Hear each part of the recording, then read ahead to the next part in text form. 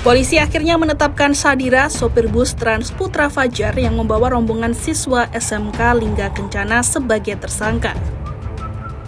Sadira dikenai pasal 311 ayat 5 Undang-Undang Nomor 22 Tahun 2019 tentang lalu lintas dan angkutan jalan dengan ancaman hukuman maksimal 12 tahun penjara dan denda 24 juta rupiah.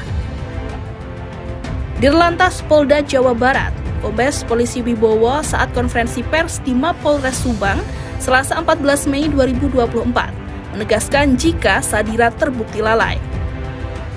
Pasalnya banyak temuan yang menunjukkan bus sudah dalam kondisi yang rusak dan tak layak jalan, namun terus dipaksakan hingga akhirnya bus tersebut mengalami kecelakaan dan menewaskan 11 penumpang.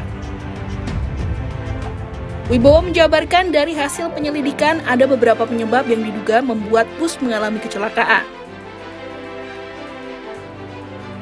Yang pertama adalah keadaan oli yang keruh dan sudah lama tidak diganti. Selain itu juga ditemukan adanya campuran air dan oli di dalam kompresor. Pemirsa cek, oli pada kendaraan bus yang terlibat kecelakaan sudah berwarna keruh. Ini menunjukkan bahwa oli ini sudah tidak diganti dalam kurun waktu yang cukup lama. Kemudian dilakukan tes oil indikator oleh rekan-rekan kita Dinas Perhubungan, ditemukan bahwa di dalam minyak rem tersebut terdapat kandungan air yang melebihi 4%. Batas maksimal adalah 4%. Ini sudah melebihi 4% dengan indikator tes oil indikator ini lampu merahnya menyala. Lihat sekalian. Tak hanya soal oli, sebab setelah dilakukan penyelidikan, jarak antara kampas rem berada di bawah standar, yakni 0,3 mm yang seharusnya minimal berada di angka 0,45 mm.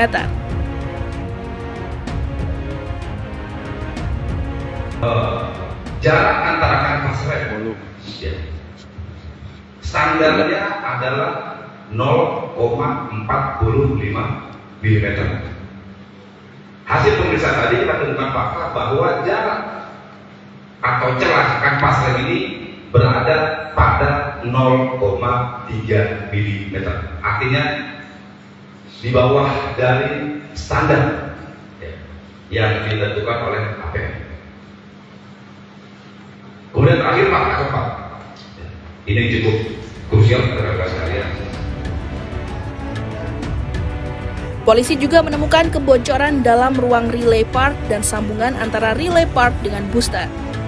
Hal ini diduga terjadi karena adanya komponen yang sudah rusak sehingga saluran tidak tertutup dengan rapat dan menyebabkan kurangnya tekanan. Kebocoran di dalam ruang relay park dan sambungan antara relay park dengan booster. Kenapa ini bisa terjadi? Karena ada o-ring ini yang sudah haus atau rusak, sehingga sambungan ini tidak tertutup dengan rapat.